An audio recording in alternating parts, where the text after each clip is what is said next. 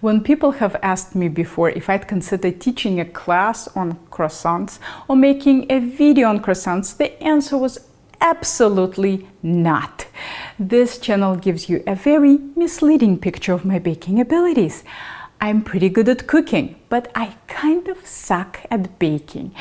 That's the whole reason I'm good at teaching it. I have made every single mistake that it's possible to make with baked goods. Since croissants offer almost an infinite opportunity for mistakes, it seemed like a hopeless project for a person like me. Even all my professional bake friends told me that making croissants without the laminating machine that layers the dough and the butter is tough. And I'm a croissant snob, so the odds of me producing a croissant that would meet my standards were close to zero. But being in quarantine makes people do crazy things. And this was my crazy thing. Psst, don't tell anyone. But I made croissants 4 times. Surprisingly, it only took 2 tries to produce excellent results. But before you get too excited about how easy croissants are, please curb your enthusiasm. Croissants are hard.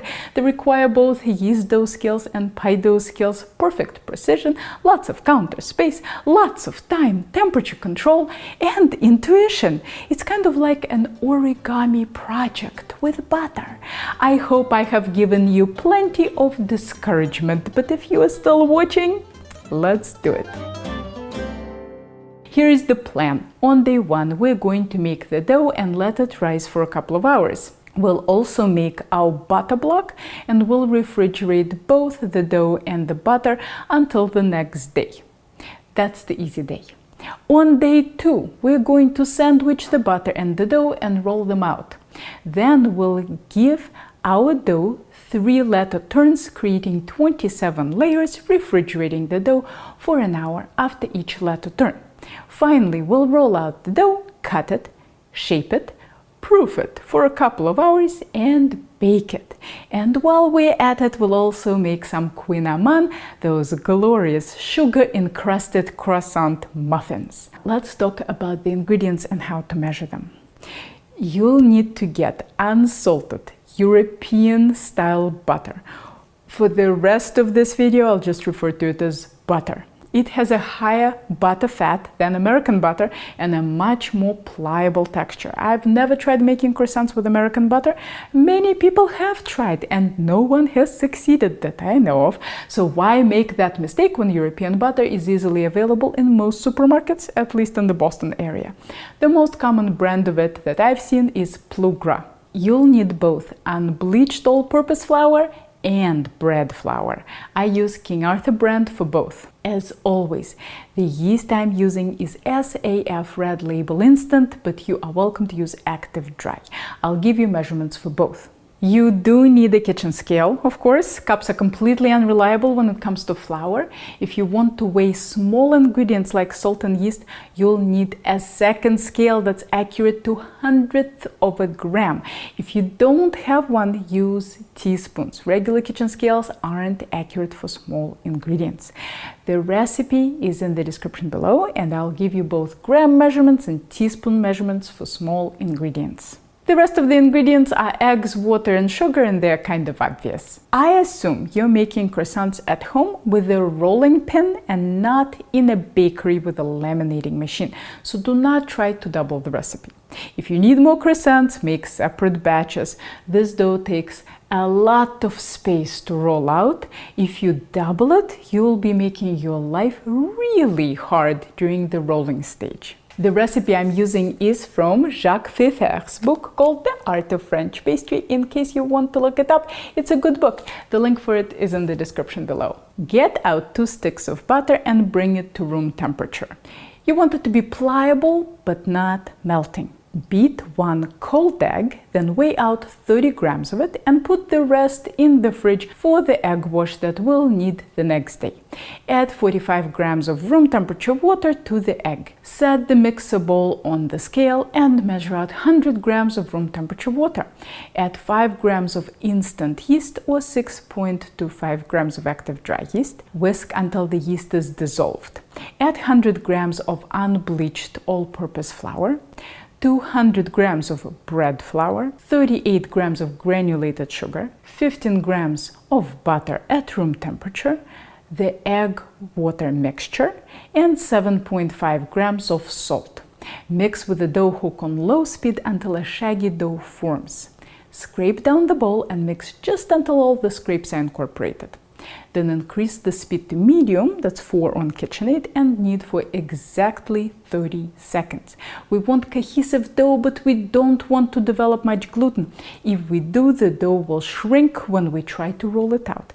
So be very careful not to overmix. See how I can still rip my dough very easily? Oil a bowl that is at least twice as big as your dough.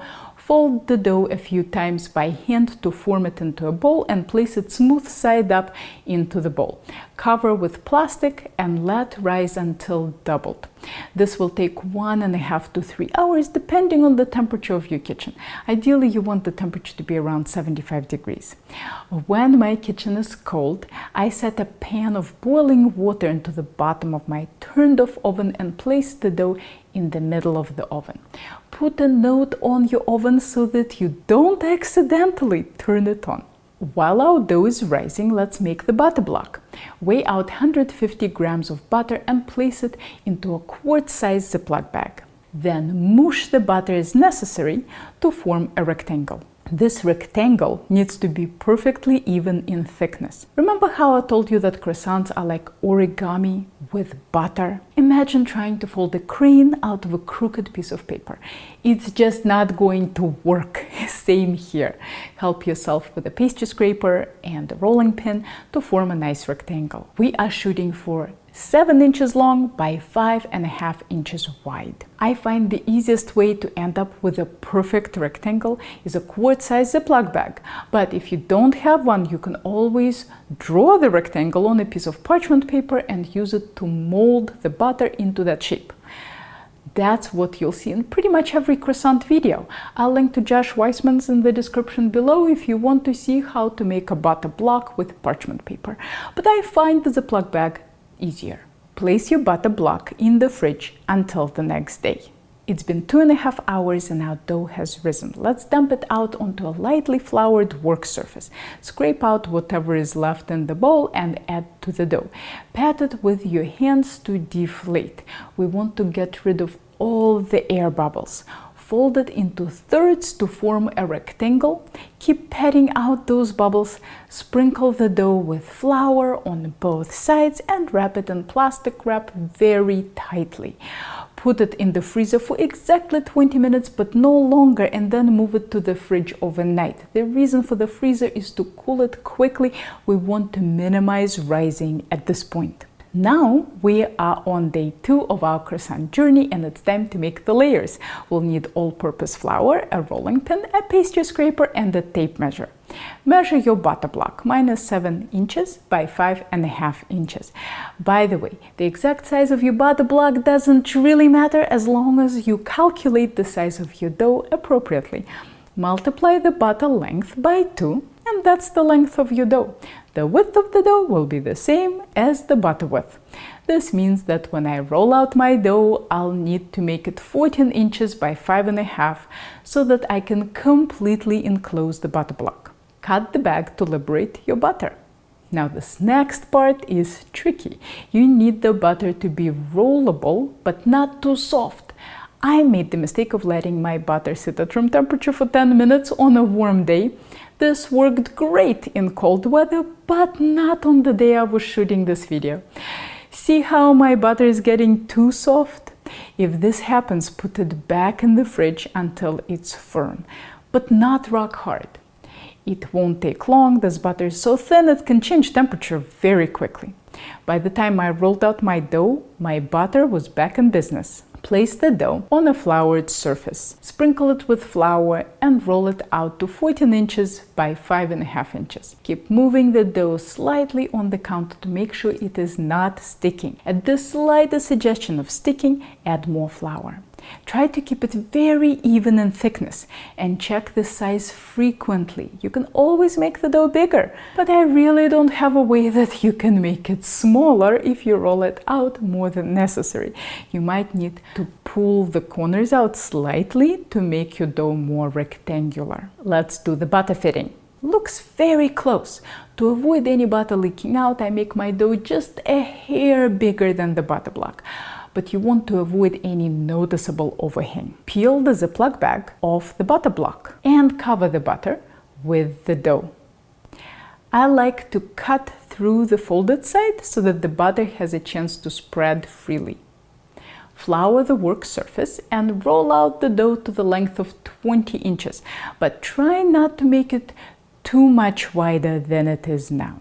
Again, keep the thickness even, make sure you're rolling through the ends so that the dough doesn't bunch up there, and keep checking for stickiness. I never managed to get the dough and the butter to fit perfectly after rolling, so I end up trimming the dough to fit the butter. Yes, you'll waste a bit of dough, but the results will be better. You'll end up with slightly higher fat croissants, which is not a problem. A low-fat croissant is evil, but an extra buttery croissant has never hurt anyone. Let's brush off any excess flour and we're ready for the first letter turn. That means folding the dough into thirds like a letter. Don't forget to brush off the flour on all sides. Roll the dough gently to seal, but don't try to make it bigger. I like to trim the sides to keep things even, but that's probably not a biggie. Wrap the dough in plastic and put it in the fridge for 1 hour. Now we're going to do the same thing all over again. If you get confused which way to roll the dough, find the spine of your dough book and that will become the long side. Don't forget to keep things floured and moving. Roll through the edges of the dough to prevent the dough from bunching up there and measure frequently.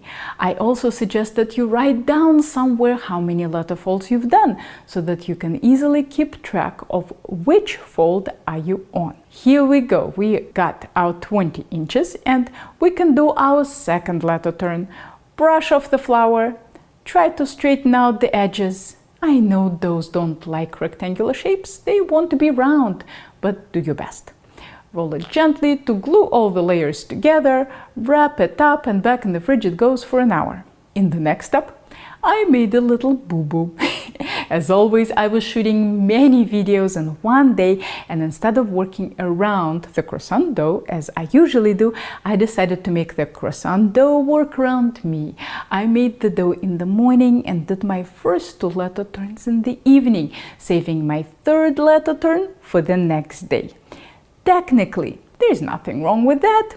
An experienced baker would get the dough out the next day and wait the perfect amount of time for the butter to be rollable but not too soft. But I'm not an experienced baker. I was doing this on a hot day and I was worried about my butter melting on me and started rolling straight from the fridge, which resulted in the butter breaking into small pieces. Is this the end of the world? No. Once I realized what was happening, I waited a few minutes, the butter softened, and the rolling went a lot better. I still ended up with excellent croissants, but you want to be careful about this situation. It can easily get out of hand and your butter could start ripping through the dough. That's why I suggest that you don't make your life difficult and give yourself roughly an hour between folds. It doesn't need to be precise. You can shift it a bit here and there, but try not to let your butter become rock hard. Okay, we're 20 inches. To make my letter fold a bit easier, I'll trim the edges. And this is our 3rd and final letter fold. Roll it all together to seal the layers and into the fridge it goes for an hour. By the way, I don't know why I'm wrapping the dough completely in plastic during the rolling and folding stage. That's completely unnecessary. Just put it on a cutting board and place the plastic on top of it. No need to wrap it tightly. Phew! We have our 27 layers of dough and it's time to shape. I'm going to make 6 croissants and 4 queen amans, but of course you can stick with the same shape and make 10 pastries. You'll need 2 half sheets lined with parchment paper. Each one can hold only 5 pastries. Don't crowd them or they won't bake evenly. For queen amande, I need to prepare the sugar and the baking rings. Mix 70 grams of granulated sugar with 2 grams of salt. See below for teaspoons. Then butter your ring molds or muffin tins. I'm using my cookie cutters for this, and they are not exactly the same size, but as long as you're close to 2 3/4 of an inch in diameter, that's fine. You also want to butter the parchment paper inside these circles. Coat the inside with the sugar-salt mixture and shake out the excess, and sprinkle some sugar onto the bottom of each ring. How much sugar is up to you. I prefer light dusting. I don't want them to turn into sticky buns. Get out your dough and roll it out just like you did before to the size of 20 inches long and 7 inches wide. This is the stage where the width starts to matter, so do measure it. Let's reserve a chunk for the queen amande. To shape the croissants, mark one side of the dough in 4-inch increments. Then mark the other side of the dough with the midpoints. Cut the dough into triangles. Don't discard the scraps. You can join them into one large croissant or 2 smaller ones. For each triangle, stretch it out quite aggressively, then roll it up, applying a lot of pressure with your rolling hand while holding down the tip with the other hand. You want the tip to end up on the bottom, or the croissant will unroll as it bakes. I'll use my scraps to make 2 little croissants. Don't panic about uneven shape of the scraps. I know I told you to measure everything very precisely, but I find that it makes a much bigger difference during the butter folding stage than during the shaping stage. To shape the queen amande, sprinkle the sugar on the bottom and top of the dough and roll it with a rolling pin to get the sugar to stick. Cut into squares. Then fold the corners of each square into the middle. Now you have a small square. Fold the corners of the small square into the middle again. And you have a little dumpling. Place them into the rings and cover with plastic. Place 5 croissants on a half sheet. Ideally, you want them to rise in a very warm and humid place, but no warmer than 80 Fahrenheit. Warmer than that and the butter might ooze out. A lot cooler than 75, and you'll need to wait for a very long time for them to proof. You can certainly buy a proofing box for hundreds of dollars, but you can also make one yourself with what you probably already have in your house. This is an electric heating pad that any drugstore sells. Medium setting works great on mine, but you should play with your settings until you find the one that works best for your heating pad. Put a few risers on top, then place the sheet with croissants on top of the risers and cover the whole thing with a big plastic storage box. Do not put the sheet of croissants directly on top of the heating pad. It will melt the butter. Another alternative is to cover your croissants with plastic wrap and use your turned off oven with a pan of boiling water on the bottom. You might need to change the water periodically to keep your oven nice and warm. The reason I like the box so much is that it eliminates the need to cover them with plastic so they can rise freely. If you're covering them with plastic, make it loose enough to allow them to rise. This next step will require some intuition, and the only way to get intuition is to practice. It is very important to let croissants proof fully before baking. You could do everything perfectly up to now and then bake them too soon and end up with dense and doughy results. In my little proofer that maintains 78 to 80 Fahrenheit, it takes me 2.5 hours to proof them. When in doubt, I'd err on the side of proofing longer. I can certainly say things like they should triple in volume, but that's extremely hard to measure. They should look like blown up balloons. When your croissants are huge, preheat the oven to 375 Fahrenheit or 350 Fahrenheit if you have a convection fan. In my oven, it works best to place the rack slightly higher than the middle. Remember how we saved some egg for the egg wash? Add about a tablespoon of milk to the egg, whisk to combine, and brush on top of the croissants. Be very gentle, they're extremely delicate at this point. The temperature, the placement in the oven, and the baking time is something you'll need to figure out for your oven. That's why it's extremely difficult to get perfect croissants on your first try. It's another one of those annoying practice intuition things.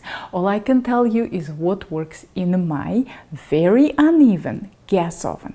For me, the bottom browns way faster than the top. That's why I place my rack slightly higher than the middle and why I use fairly low heat compared to most recipes. Even that doesn't seem to be enough to protect the bottom from burning for me, so toward the end of baking, I slide a rimless baking sheet underneath to insulate the bottom. I have a feeling that people with electric ovens won't have to jump through any of these hoops. Okay, so here's what I do. 4 minutes at 350 Fahrenheit with convection, reduce to 325, 4 minutes at 325 with convection, slide the rimless baking sheet underneath, and 6 to 7 more minutes at 325 with convection. My total baking time is 14 to 15 minutes. There is no need to test croissants for doneness. Go by the color of the crust. It needs to be deeply golden brown on top and bottom. Let them cool on a rack for at least 20 minutes and enjoy. Let's see how we did. Not bad at all. In spite of a few minor screw-ups, they came out crispy, buttery, and light as a feather. A good croissant is not a bread. It should taste like buttery air. Baking Queen Amans works exactly the same way. By the way, it's totally normal for them to unfold during proof. If you notice melted liquid oozing out of the rings, that's not necessarily a sign of trouble like it is with croissants. That could be the sugar dissolving in the butter that's on the outside of the dough, and is totally fine. Brush them with a bit of egg wash and sprinkle with a little extra sugar. Bake just like you do croissants. Don't panic if you see some burnt sugar around them, that's totally normal. Immediately unmold them onto a rack. If your sugar cools, they might get stuck in the molds. Do not touch them with your hands until they cool for at least 10 minutes. Caramel burns are the worst. Here, I made a little mistake too. I baked them right after croissants, not taking into account that the croissants were proofing in my proofing box and Queen Amans were proofing on the counter. Normally, I proof one baking sheet with the heating pad and the other sheet with a pan of hot water in the oven. But because I was shooting other videos, my oven wasn't available. I should have given them more time, but I was on a tight schedule and I just baked them. So the texture came out a bit denser than ideal. Let's pretend that I did that to show you what happens if you don't proof long enough. I'm not bad at multitasking, I'm just really good at showing people what not to do. See the difference between the huge holes I got in the croissants and the small holes I got in the Queen Amans? So don't be like me and proof everything until very puffy. Of course, you can only complain so much about flaky buttery dough encrusted in caramel. I'd be lying if I told you they weren't delicious. I know what you're thinking. How on earth will you have freshly baked croissants for breakfast? You're not. At least not until you produce a good croissant for an afternoon snack. Trust me, they're just as good in the afternoon as they are in the morning. If you want croissants in the morning, here are some options. This one is the most straightforward. Bake the croissants the day before, cool them, wrap them tightly in plastic and leave at room temperature overnight. The day of serving, place them onto a baking sheet lined with a rack and place in the preheated 375-degree oven for 3 to 5 minutes. Or just until they are crispy again. You can even freeze individually wrapped fully baked croissants for later use. Move them to room temperature the night before you plan to eat them and then crisp in the oven. Almost as good as fresh. If you plan to use this option, do not underbake your croissants, still bake them fully or you'll end up with bad texture and potential for collapsed croissants. Shape croissants the night before and refrigerate them overnight. Just don't forget to cover them so that they don't dry up. Wake up at about 5:30 in the morning and get them into a warm place to start proofing. They should be ready to bake between 8 and 8:30 in the morning. And of course, you can freeze shaped croissants. This one is a little risky, but extremely convenient if you can get it to work. You shape your croissants and immediately freeze them in a single layer just until they are hard, about 3 hours. Then put them into a large freezer bag and store in your freezer for up to a week. You might be able to store them even longer, but some yeast might start dying and the timing of your proof would be completely unpredictable.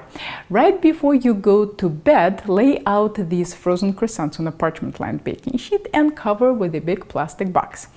I don't use a heating pad since I'm trying to create a very long proof. Assuming your kitchen is around 70 Fahrenheit, you can now go to sleep for 8 hours. Just don't forget to set an alarm. During this time, they'll defrost and rise, so when you wake up, you can preheat your oven and bake them right away.